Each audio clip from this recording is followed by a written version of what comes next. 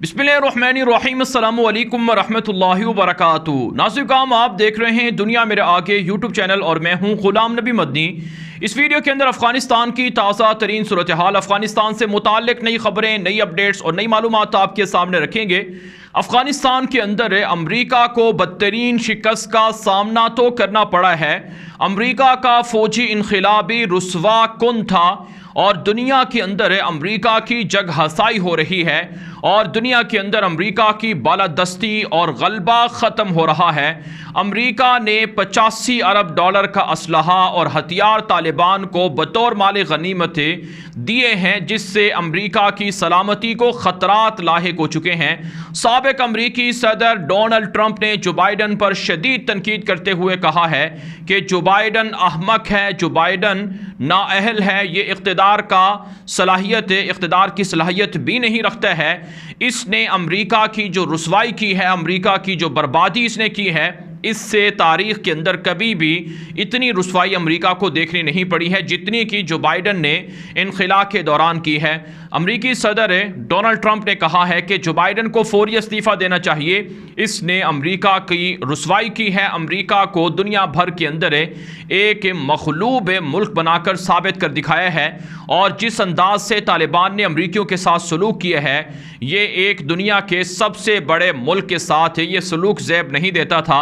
लिहाजा जो बाइडन इस्तीफ़ा दे और तालिबान के साथ बातचीत करे कि वो हमारी सलाहियत को और हमारे साथ ताल्लुकात को बनाए और इस तरह से तालिबान अफ़गानिस्तान की सरजमीन अमरीका के ख़िलाफ़ इस्तेमाल ना होने दें। यह कहा गया है अमरीका के साबिक़ सदर डोनाल्ड ट्रंप की जानिब से 9/11 की 20वीं बरसी के मौके पर। अगरचे नाज़रीन काम 9/11 के मौके पर, 20वीं बरसी के मौके पर तालिबान ने तकरीब तो बाकायदा मुनक्किद नहीं की, लेकिन अफ़गानिस्तान की सड़कों पर ख़वातीन ने रैलियाँ निकाली हैं, मार्च किए हैं।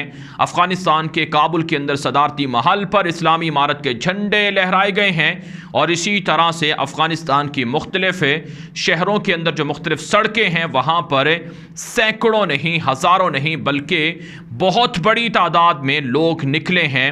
ये अफ़गानिस्तान की सड़कों पर जो कुछ हुआ और अमेरिका के ख़िलाफ़ जो नारे लगे, ये सब कुछ अमेरिका के अंदर देखा गया है। और आज काम कल जब 9/11 की बरसी के मौके पर अमेरिका के साबिक़ सदूर जमा थे तो उस मौके पर सबके चेहरों से ज़िल्लत नुमाया थी।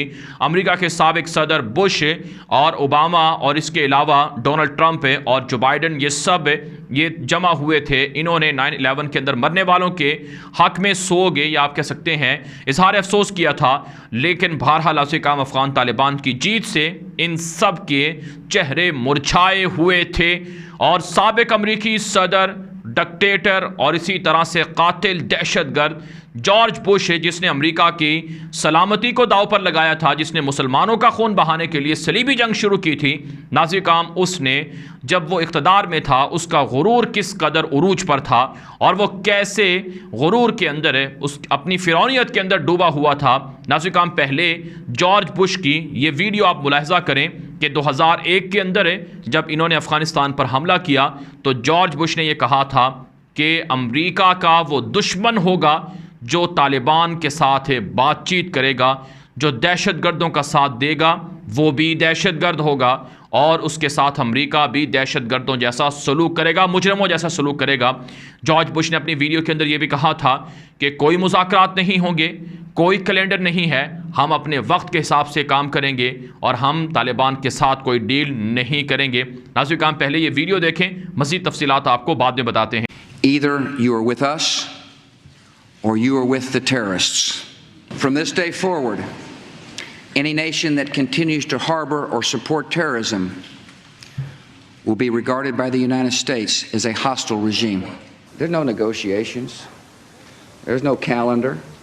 We'll act on our time. जी हाँ नाज़रीन काम आपने वीडियो मुलाहिज़ा की और जॉर्ज बुश का जो लहजा था, फ़िरौनी लहजा, वो भी आपने मुलाहिज़ा कर लिया कि कैसे वो तालिबान को धमकी देता था। और आज जॉर्ज बुश जिंदा है और तड़प रहा है, करब में मुब्तला है, क्योंकि तालिबान ने इसकी जो जंग शुरू की थी इसने, और जिस मकसद के लिए शुरू की थी, ना तो इसका मकसद कामयाब हुआ है और ना ही तालिबान को ये ख़त्म कर पाया है। इसने कहा था कि तालिबान को पत्थरों के ज़माने में धकेल देंगे, तालिबान को ख़त्म कर देंगे चंद दिनों के अंदर है।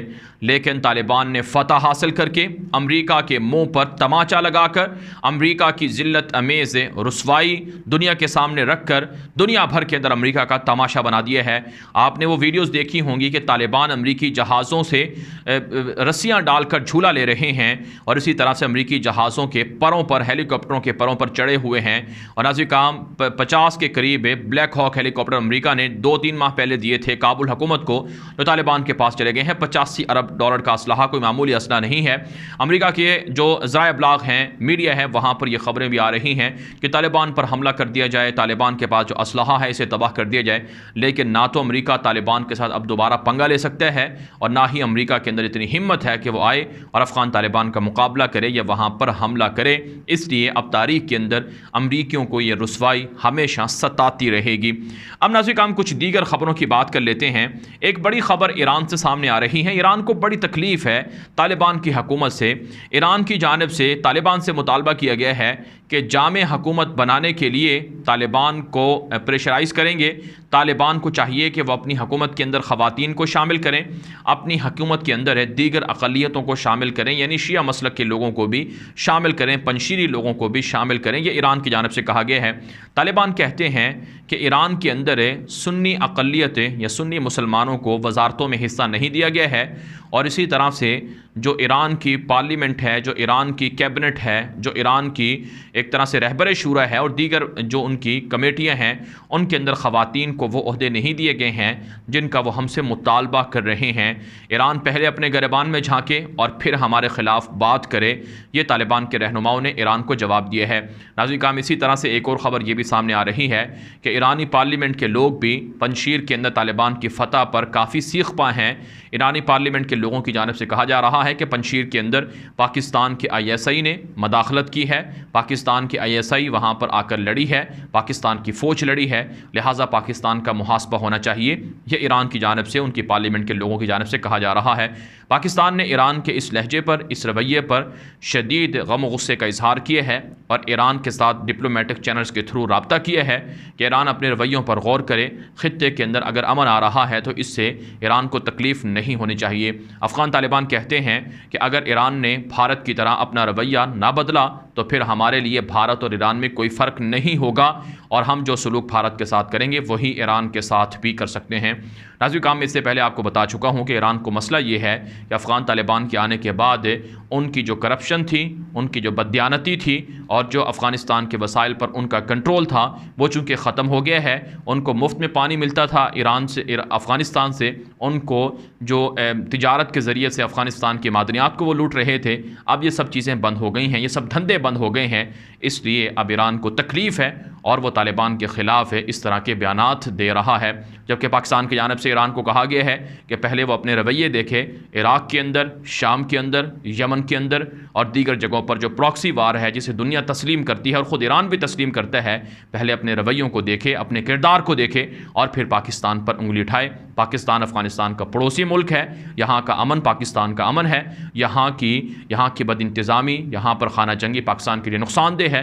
पाकिस्तान ने अमन के लिए जो कुर्बानियाँ दी हैं, इस अमन को सबोताज करने की इजाज़त नहीं दी जाएगी। इसके अलावा नाज़िकाम अफ़गानिस्तान से कुछ दीगर खबरें सामने आ रही हैं। एक तस्वीर गर्दिश कर रही है जिसके बारे में अफ़गानिस्तान के तालिबान के सहाफ़ी ये बता रहे हैं कि यह तस्वीर है, इस वक्त जो आप हमारी स्क्रीन पर भी देख रहे हैं, कि अफ़गानिस्तान के काबुल के सदारती महल से यह तस्वीर खींची गई है जो खाना खाने की और दस्तरखान की तस्वीर है।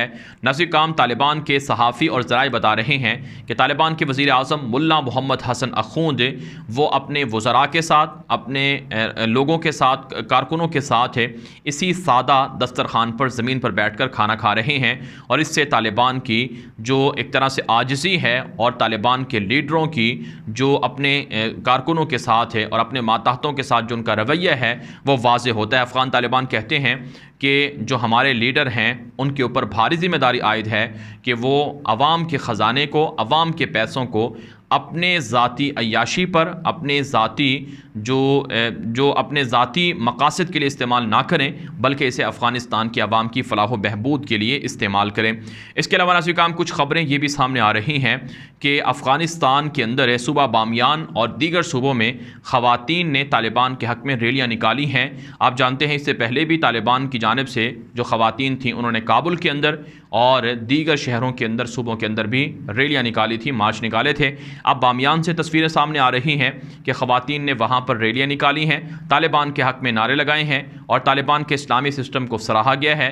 अफ़गान ख़वातीन ने, बाहिजाब ख़वातीन ने कहा है कि इस्लाम में जो हमारे हकूक़ हैं, हम उन हकूक़ का तालिबान से सिर्फ मुतालबा करते हैं और हमें तालिबान की इस्लामी हुकूमत से ये भरोसा है हमें कि वो हमारे तमाम हकूक़ का तहफ़्फ़ुज़ करेंगे।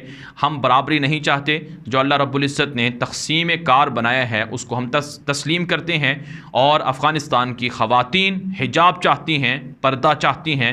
लिहाजा यूरोप हमारी सकाफ़त को, हमारे कल्चर को, हमारी तहज़ीब और हमारी तारीख़ को और हमारे मजहबी अकायद और नज़रियात को ठेस पहुँचाने की कोशिश ना करे। नाज़रीन यूरोप का सबसे बड़ा प्रोपेगेंडा तालिबान के ख़िलाफ़ यही है कि ख़वातीन पर तालिबान जुल्म करते हैं, ख़वातीन को हकूक़ नहीं देते हैं, ख़वातीन के साथ दोहरा रवैया अपनाया जाता है। तालिबान कहते हैं कि ऐसा कुछ भी नहीं है। बहरहाल नाज़रीन अफ़गानिस्तान के हवाले से अब तक की ताज़ा तरीन अपडेट थी जो आपके सामने रखी गई हैं। इस हवाले से आप अपनी राय कॉमेंट के ज़रिए से लाजमी दिया करें और साथ साथ हमारा व्हाट्सअप नंबर भी आपके पास आ रहा होगा।